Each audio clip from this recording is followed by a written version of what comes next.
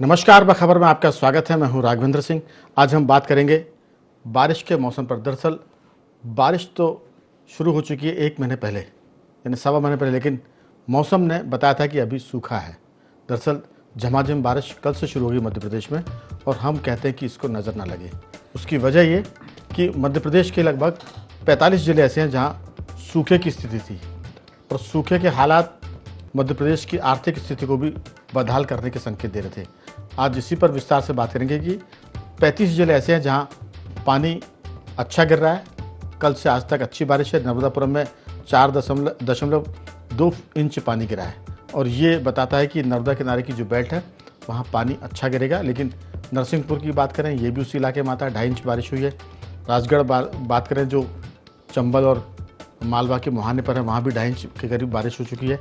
और ये स्थिति इसलिए भी अच्छी है क्योंकि अभी भी बारिश हो रही है, और इसका रिकॉर्ड कल शाम तक तैयार होगा। तो कह सकते हैं कि 35 जिलों में 24 घंटे से बारिश हो रही है, और 106 मिलीमीटर पानी गिर चुका है। किसान थोड़े से खुश हैं। हालांकि धान की फसल उनकी थोड़ी सी पिटी है। शुरुआत में जो उन्होंने रोपे लगाए थे उसकी बुआई नहीं हो पाई है, रोपे नहीं लग पाए हैं। लेट लगने से उत्पादन पर असर पड़ता है, और अगर बारिश कम होगी तो फिर धान में बीमारी भी आती है। इसलिए बहुत सारे किसान देश के मध्य प्रदेश के धान को छोड़कर दूसरी फसलों पर शिफ्ट हो रहे थे। वो उड़द की बोनी कर रहे थे, वो सब्जी पर जा रहे थे, लेकिन इस बारिश ने उनको एक तरह से उनके मुरझाए या सूखते चेहरों को खिला दिया है। इसी पर विस्तार से बात करेंगे। चर्चा के लिए मौजूद है हमारे साथ स्टूडियो में हमारे वरिष्ठ पत्रकार साथी श्री संदीप पाठक जी। फ़ोन पर जुड़े हमारे साथ हमारे geo political expert Ramesh Singh ji, और जूम पर जुड़ गए हैं हमारे साथ कृषि विशेषज्ञ रामकृष्ण रघुवंशी जी, जो कृषि के साथ साथ वृक्षारोपण के मामले में भी विशेषज्ञता रखते हैं। तो आप सभी का बहुत बहुत स्वागत है। मानसून कम सून तो नहीं हुआ, लेट सून है, लेकिन एक्टिव होने से धरती भी खुश हो रही है। खेतों में फसलों की जो है बुआई शुरू हो गई है। फसलों की बुआई से हमारा मतलब है कि धान का जो रोपा है वो लगना शुरू हो गया है। आज इसी पर चर्चा करेंगे। रमेश सिंह जी, मेरी आवाज़ सुन पा रहे हैं? रामकृष्ण जी, मेरी आवाज़ सुन पा रहे हैं आप? तो बारिश का मौसम में संपर्क में थोड़ी सी दिक्कत हो रही है। संदीप पाठक जी, शुरुआत आपसे करते हैं। ये जो सारा मामला है, हम पिछले करीब 1-1.5 महीने से बारिश को लेकर बहुत चर्चा कर रहे हैं। पर्यावरण की चिंता कर रहे हैं क्योंकि पेड़ कट रहे हैं, पहाड़ कट रहे हैं सड़कों के निर्माण में, और रेत को उठाने के लिए नदियों को खाली किया जा रहा है। तो ये बहुत सारी बातें थी जिस पर INDU24 लगातार चिंता जता रहा था।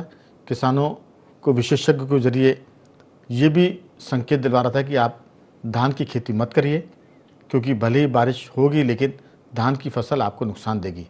बेहतर है धान के विकल्पों पर आप विचार करें। वो ज्वार, बाजरा, मक्का भी हो सकता है। इसके अलावा वो सब्जी की फसलें हो सकती है। आप गिलकी, लौकी, ककड़ी, इस पर जा सकते हैं।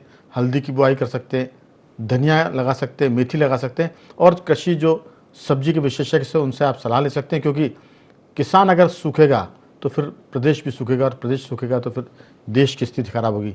हम कई बार कहते हैं कि जब किसान खुश होता है तो भारत के बाजार खिल जाते हैं, चाहे वो ऑटो सेक्टर हो, ऑटोमोबाइल सेक्टर हो, चाहे वो कपड़े बाजार की हम बात करें, और चाहे वो सोने चांदी की बात करें। रमेश जी, मेरी आवाज़ सुन पा रहे हैं? रघुवंशी जी, मेरी आवाज़ सुन रहे हैं आप? हेलो हेलो जी, मेरी आवाज़ सुन रहे हैं आप? मेरी आवाज़ सुन रहे हैं आप? चलिए, बहुत सारा टाइम तो उसी में खर्च हो जाएगा और फिर चर्चा ही अधूरी रह जाएगी। संदीप जी, आपसे शुरुआत। बिल्कुल, बहुत सही आपने सवाल उठाया है। और बारिश इस समय जो हो रही है, जो जिस सही सवाल ये कि चर्चा में समय खत्म हो जाएगा वो, या बारिश हो रही है? नहीं, बारिश का जब बहुत सही आपने कहा है तो बात तो दोनों ही लाजमी है। पर मुझे तो ये कहना है कि जब बारिश झमाझम बारिश हो रही तो ये कह के अच्छा लगता है कि बादलों की भी अपनी जिद होती है, जहाँ दिल आता वहीं बरसते हैं। तो मुझे ऐसा लग रहा है कि आज जो बारिश हो रही है एक बहुत हम लोग को सुकून दे रही है हर तरीके से जी। और हमारे साथ कृषि विशेषज्ञ भी हैं, और मतलब जियो पॉलिटिक्स के रमेश जी भी हैं, तो उनसे भी चर्चा, क्योंकि संपर्क शायद कट गया है। लेकिन मेरा मानना ये है कि बारिश जिस तरीके से अभी तक हम लोग चिंतित थे, लेकिन 35 जिलों में जब आपने एक अच्छी खबर दी, अच्छे संकेत दिए हैं, और नर्मदापुरम विशेष तौर से, तो हमारे लिए जो धान की फसलों को लेकर हम चिंतित थे, अब ऐसा लगता है कि धान की फसल भी सुधर जाएगी और आने वाला समय इस किसानों के चेहरों पे नई मुस्कुराहट हमको देखने को मिलेगी। और जिससे निश्चित रूप से दिवाली, क्योंकि ये बारिश हमको दीपावली कैसे मनेगी ये भी तय करा देती है। बिल्कुल। तो मुझे लगता है कि गुलजार होगा बाजार और हम एक सकारात्मक सोच की तरफ आगे बढ़ रहे हैं, ऐसा मैं मानता हूँ बारिश को लेकर। रघुवंशी जी, सवाल यह है कि किसान धान की खेती में लगभग 1 महीने लेट चल रहा है और धान के चूंकि रोपे लग चुके हैं तो किसान की मजबूरी कि वो रोपे लगाए, लेकिन अगले बार से वो उसे तय करना चाहिए, इसी साल वो तय कर ले कि अगले साल वो धान के रोपे आधे से भी कम लगाएगा और फिर धान के विकल्पों पर अभी से विचार कर ले। क्योंकि किसान थोड़ा सा प्रकृति के साथ वो भगवान पर बहुत भरोसा करता है, करना चाहिए क्योंकि उसके अलावा कोई रास्ता नहीं है, लेकिन भगवान संकेत दे रहा है ना कम बारिश करके, वो कह रहा है कि विकल्प ढूंढ लो। अगर आप विकल्प नहीं ढूंढेंगे तो फिर आपको दिक्कत आने वाली है। ईश्वर कोई रामकृष्ण रघुवंशी जी या संदीप पाठक जी का रूप धर के नहीं आएगा, मतलब वो तो हमारे मुंह से कहलवाएगा। और वो खुद भी संकेत दे रहा है कि अवर्षा की स्थिति है, जुलाई के मौसम में गर्मी इतनी पड़ी जैसे हम मई में जी रहे हों, लू चल रही है, रात को गर्म हवाएं चल रही है, बारिश में आसमान पूरा साफ है, तारे दिख रहे हैं, तब जाकर कई लोगों की प्रार्थना होगी। भोपाल में तो मध्य प्रदेश में गधों को भी गुलाब जामुन खिलाएं ताकि वो टोटके ऐसे हो जाए कि बारिश शुरू हो जाए। पहले वो बच्चे वो मेंढक को लेकर नाच नचाते थे कि मेंढक की वजह से शायद पानी गिर जाएगा, तो बहुत सारे टोटके हुए हैं। किसानों को समझ लेना चाहिए कि आसमान में भी पानी कम हो रहा है, धरती के भीतर पानी कम हो रहा है, नदियों में पानी कम हो रहा है और आँख में भी लोगों का पानी कम हो रहा है। और इन सब पानी जो कम हो रहा है उसको देखते हुए विकल्प ढूंढने चाहिए। आपकी राय? बारिश ने खुश तो कर दिया है, लेकिन इस बारिश को किसी की नज़र न लगे, क्योंकि मुझे लगता है कि आसमान में भी ऊपर कहीं डेमोक्रेसी आ गई है। जब बहुत बारिश ना हो तो भी लोग कहते हैं कि साहब एक दिन पानी गिरा 24 घंटे तो कहते हैं बहुत बारिश हो गई, भगवान ऊपर से नल की टोटी बंद कर देते हैं। और जब पानी कम गिरता है तो फिर वो कहते हैं कि चलो थोड़ा पानी कर दो।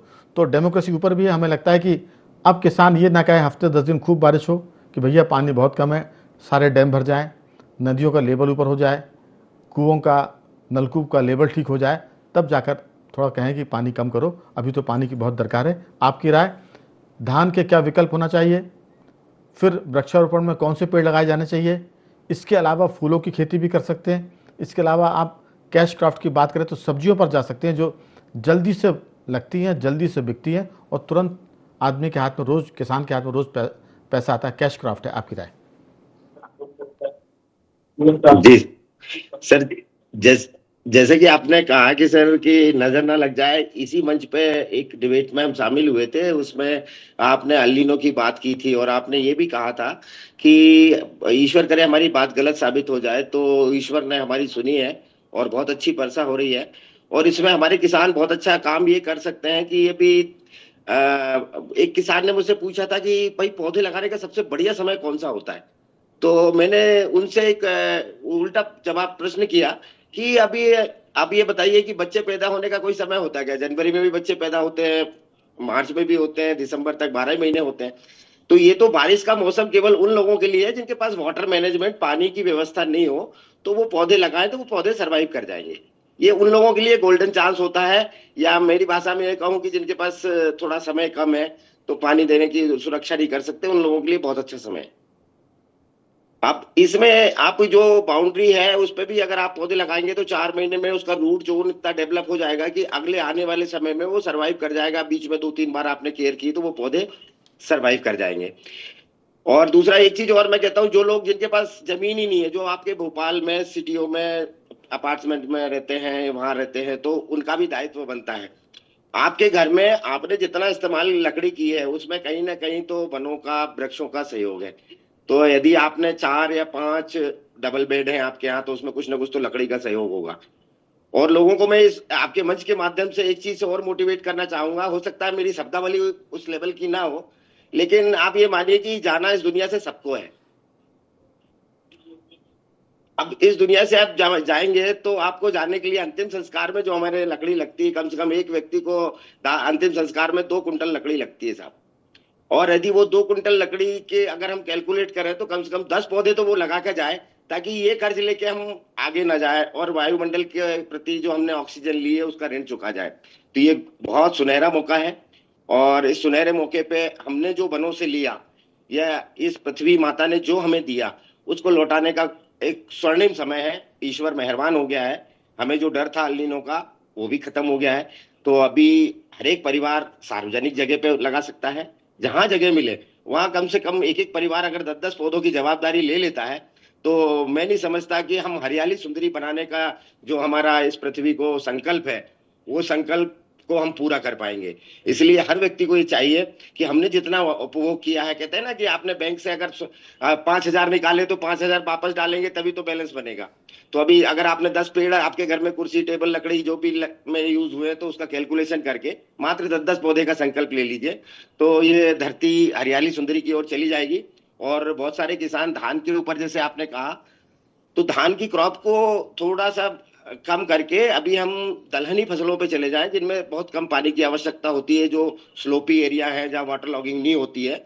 तो वहां पे आप अरहर की बहुत अच्छी किस्में आ गई जिनको आप 2 साल 3 साल बल्कि 5 साल तक चला सकते हैं और उन फसलों पे चले जाएं। और बाउंड्री प्लांटेशन सबकी मेड़े मैंने देखा है आपके बहुत सारे क्षेत्र में जहाँ दूर दूर तक आपको पहले छांव मिलती थी, इधर का आदमी उधर नहीं दिखता था।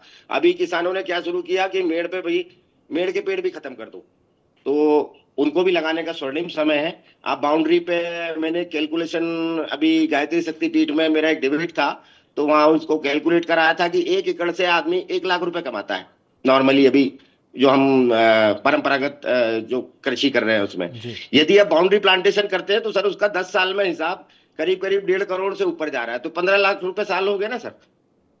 तो इस तरीके से अगर हम वान की खेती पे भी जाएं थोड़ा थोड़ा तो उसके लिए स्वर्णिम समय है और कम मैनेजमेंट में बहुत अच्छा काम हो सकता है। और आप शायद जिस कुर्सी पे बैठे हैं पता नहीं वो किसकी है, अगर वो लकड़ी की है तो आपके चैनल के माध्यम से भी कुछ पौधे जरूर लगाए जाए। बिल्कुल, आपने एक तो बात जो की थी वो कि थोड़ी सी भाषा आपकी बड़ी अच्छी है। अंत्येष्टि के लिए 2 कुंटल लकड़ी कम बताई आपने, कम से कम 3 कुंटल 4 कुंटल लगती होगी। अब लोग कह सकते हैं कि अब तो इलेक्ट्रिक अंत्येष्टि भी आया तो ज़रूरत नहीं है, हम तो उसमें डालेंगे और 2 सेकंड में राख होकर निकल आएंगे बाहर। लेकिन एक चीज़ ज़रूर हमको याद रखनी चाहिए कि इलेक्ट्रिक शवदाह तो हो सकते हैं, लेकिन ऑक्सीजन लेने के लिए तो आपको पेड़ ही चाहिए पड़ेंगे ना, वो आपको मशीन से नहीं मिलेगी। उसके लिए आप पेड़ लगाएं, क्योंकि हर दिन आदमी ऑक्सीजन लेता है और कार्बन डाइऑक्साइड छोड़ता है। मैंने एक किस्सा सुनाया था अपनी इस तरह की चर्चाओं में कि कोरोना काल में एक बुज़ुर्ग आदमी हॉस्पिटल में एडमिट किए गए, वो 15-20 दिन भर्ती रहे और शुरू के 8-10 दिन उनको ऑक्सीजन लगा, और जब उनको स्वस्थ करके अस्पताल ने घर जाने के लिए छुट्टी की और बिल जब दिया तो वो रोने लगे। तो सबको लगा कि बुज़ुर्ग आदमी शायद बिल भारी भरकम इसलिए दुखी होकर रो रहे हैं। उन्होंने कहा कि अगर आप कहें तो बिल हम कम कर सकते हैं डिस्काउंट करके। उन्होंने कहा कि मैं बिल कम करने की बात नहीं कर रहा हूँ, मुझे इस बात पर रोना आ रहा है कि सिर्फ मैंने 8 दिन आपके यहाँ ऑक्सीजन ली, उसका बिल लाखों में आ गया, सिर्फ 8 दिन का। हम जब तक जीते ऑक्सीजन लेते हैं प्रकृति से, वो कितना बिल हमारे ऊपर मुफ्त में देती है, कितनी धूप से हमको विटामिन डी देती है।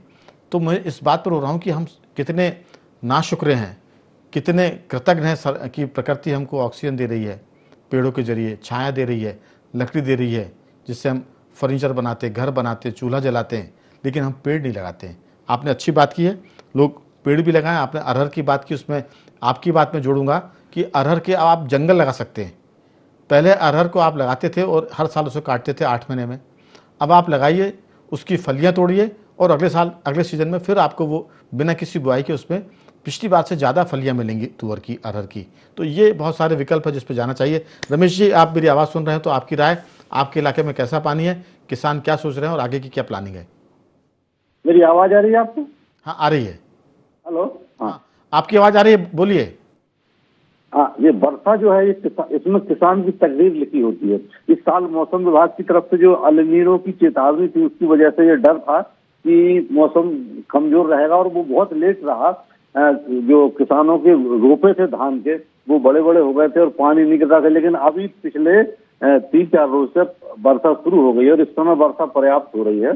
और अगर इसी तरह होती रही तो उम्मीद है कि जलाशय पूरे भर जाएंगे, नदियां लबालब हो जाएंगी और किसान के चेहरे पे खुशी की इस समय स्थिति है। किसान बहुत खुश है, लेकिन ये अब ये दौर खत्म होने के बाद तो ऐसा ना हो कि फिर से और सूखा का दौर आ जाए।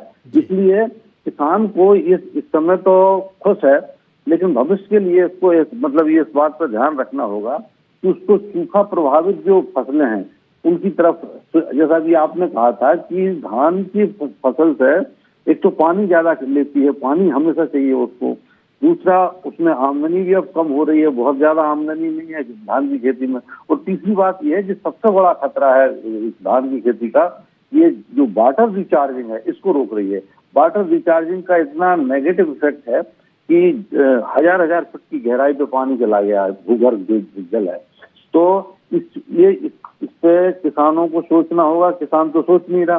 तो जो जागरूक लोग है, सरकार है, विशेषज्ञ है, वो लोगों को प्रेरित करे और किसी भी तरीके से धान की फसल को स्विच करे। स्विच इसका एक ही विकल्प है, मोटी फसलों की तरफ जाएं, जो जितनी जमीन है उसमें फल भी लगाएं, औषधियों की खेती भी करें, इसके अलावा आप धान भी थोड़ी लगाएं और दूसरी फसलें भी लगाएं, जैसे भी आपने अरहर का कहा। तो ये बहुत सारी जो फसलें होती है तो उसमें एक खतरा कम रहता है कि अगर एक फसल खराब हो जाए तो बाकी फसलें उसका मार्जिन पूरा कर देती है। पुरानी जो हमारे बुजुर्गों की खेती थी वो इसी तरह होती थी और उसमें रिस्क नहीं होती थी, लेकिन अब जो खेती है इसमें रिस्क भी है और ये इको फ्रेंडली भी नहीं है, बहुत ज्यादा नुकसान ये इसमें देती है। अच्छा, एक चीज और कहना चाहता हूँ मैं कि सिंचाई का जो प्रबंधन है किसान को वो भी करना होगा। इस समय मानसून की अनिश्चितता है और ये मतलब ये संभावना है कि ये दौर खत्म होने के बाद हो सकता है लंबा गैप आ जाए। तो किसान इस बात का ध्यान रखे कि अपने जो सिंचाई के साधन है उससे जब जरूरत फसलों को जिस समय बहुत ज्यादा जरूरत हो उस वक्त पानी दे और अधिक पानी की उम्मीद ना करे। तो इससे जो फसलों है, फसलों का जो जिंदा रहने का जो वो संभावना है वो ज्यादा बनी रहेगी। बिल्कुल आप ठीक कह रहे हैं रमेश जी। दरअसल बात यह है कि अगर हम मध्य प्रदेश में के किसानों को इस बात का नशा है कि वो धान पैदा करके अमीर बन सकते हैं, लेकिन अब वो दिन गए। धान की खेती घाटे का सौदा है। हम लोग कई बार इसका जिक्र करते हैं कि धान के उत्पादन में प्रति किलो धान में 5,000 लीटर तक पानी खर्च होता है, तब 1 किलो धान पैदा हो पाती है। और ये न्यूनतम 3,000 साढ़े 3,000 लीटर से 5,000 तक जाता है। वो पानी होता है आसमान का, जो बहुत महंगा होता है। जो हम 20 रुपये की बॉटल लेते हैं पानी की, उससे कई गुना महंगा पानी होता है आसमान से जो गिरता है, उसकी शुद्धता और उसका जो पीएच लेवल है। तो जाहिर है कि वो पानी 100 रुपये लीटर से कम का नहीं होगा, जिसको हम 5,000 लीटर 1 किलो धान में खर्च करते हैं। आप कल्पना करिए कि अगर हम बहुत न्यूनतम 10 रुपये लीटर भी मान लें, और भी न्यूनतम आए तो 1 रुपये लीटर भी अगर हम मानते हैं उसको, तो 5,000 लीटर पानी खर्च होता है। मतलब 5,000 रुपये तो आपके सिर्फ पानी में खर्च हो गए। फिर आप मेहनत करते हैं, उसके बाद आप बीज लगाते हैं, उसके बाद आप उस पर स्प्रे करते हैं कीटनाशक का, खाद का। तो ये बहुत घाटे का सौदा है। और उससे भी बड़ा घाटा ये कि कल हम मरने की तरफ जा रहे हैं, क्योंकि धान के लगाने से धरती का जो जल स्तर है वो नीचे जा रहा है। तो हमको सतर्क होना है। किसान पर जब किसान रोता है पाठक जी, तो आसमान तक पसीज जाता है, भगवान भी पिघल जाते हैं। किसान बहुत रो रहा था इस बार, तो उन्होंने ये वर्षा शुरू कर दी है। लेकिन आप ये मत मानिए कि खतरा टल गया है। इस बार सिर्फ अल नीनो नहीं है, सुपर अल नीनो है। और ये खतरा अभी आपका हफ्ते 10 दिन टला है, ये आगे बढ़ सकता है। इसकी जो बारिश हो रही है, किसान जितना हो सकता है, मैं मजाक में भी कहूँ तो कहिए कि अगर गिलास में भी पानी आप भर सकते हैं आसमान का गिरा तो भर लीजिए। आपके खेतों में कोई पानी रोकने की व्यवस्था है तो रोक लीजिए। अगर टैंकर में पानी भर सकते हो तो भर लीजिए, क्योंकि हो सकता है कि 8 दिन के बाद बारिश का दौर थमे और फिर सूखे की तरफ जाएं। ये भगवान ने, आप बहुत रो रहे थे इसलिए किसान पर दया की है। आपकी राय? ये मौसम बहुत दिन तक रहे ऐसी प्रार्थना है, लेकिन नहीं रहेगा तो अभी से तैयार रहना है। बिल्कुल, भगवान दयालु है, ये सब बिल्कुल मानने लायक बात है। और आज एक संयोग है, आज है स्वाति नक्षत्र। और स्वाति नक्षत्र आषाढ़ महीने में जब स्वाति नक्षत्र आता है और उस समय यदि बारिश हो रही हो और उस जल को संग्रहण यदि छत पे या खुले में कर लिया जाए तो अमृत तुल्य माना गया है। तो आज तो मतलब एक संयोग की बात है कि हम जिस बारिश को, पानी को बचाने की बात कर रहे हैं, आज की बरसात अमृत तुल्य है हर दृष्टि से। और लेकिन इससे इतर मेरा कहना है कि आप लोगों ने बहुत कृषि पे और विस्तार से इस बात पे चर्चा हुई, लेकिन शहरों की व्यवस्थाओं को देख के थोड़ा सा इतर अलग परिस्थितियाँ देती, क्योंकि कंक्रीटों का जंगल है यहाँ। और यहाँ हम ये कह सकते हैं कि तमाम रात नहाया था शहर बारिश में, वो रंग उतर ही गए थे जो उतरने वाले थे। तो हमारी ये बारिश कई जगह कलाई और पोल भी खोल रही है जी। आप सड़कों की बात देख लें, आप उससे हट के दूसरे बड़ी बड़ी इमारतों के लीकेज, सरकारी निर्माणों की पोल खुलना, ये सब भी एक उसका दूसरा पक्ष है, लेकिन हमारा वो विषय से विषयांतर हो जाएगा ना कोई वो तो, इसी से जुड़ा हुआ आप कह सकते हैं। मेरा कहना यह है कि हमको शहरी, जो अभी हमारे रघुवंशी जी ने कहा था कि जो फ्लैट में रह रहे हैं या जिन्होंने लकड़ियों का इस्तेमाल किया है, यदि इतनी संवेदनाएं जाग जाएं तो फिर तो ये मतलब स्वर्ग तो नीचे ही है, फिर कहीं ऊपर जाने की जरूरत ही नहीं है। और अगर आप नहीं जागे तो फिर स्वर्ग ही है, आपको ऊपर ही जाना पड़ेगा। बिल्कुल सही बात, फिर आपको स्वर्गवासी होना पड़ेगा। बिल्कुल। तो बहुत सारी दिक्कतें हैं। तो कुछ और कहेंगे आप? नहीं, बिल्कुल ठीक है, बस यही कहना है कि बारिश की मतलब ये कहना है कि बारिश की बूंदों में जो छिपी होती हैं कहानियां, जो भीग ले उन्हीं ने वही समझ पाते हैं कि बारिश क्या है। बिल्कुल। तो मुझे लगता है कि इस बारिश में सब लोग भीगें और कम से कम उस पर सराबोर होकर उसके सम्मान का आनंद लें। लेकिन ऐसे खुदगर्ज ना हो जाए कि भीग के आनंद ले लें और फिर बारिश की चिंता ही ना करें, ना पेड़ लगाएं, ना पानी बचाएं और सिर्फ भीगने का इंतजार करते रहें। रघुवंशी जी,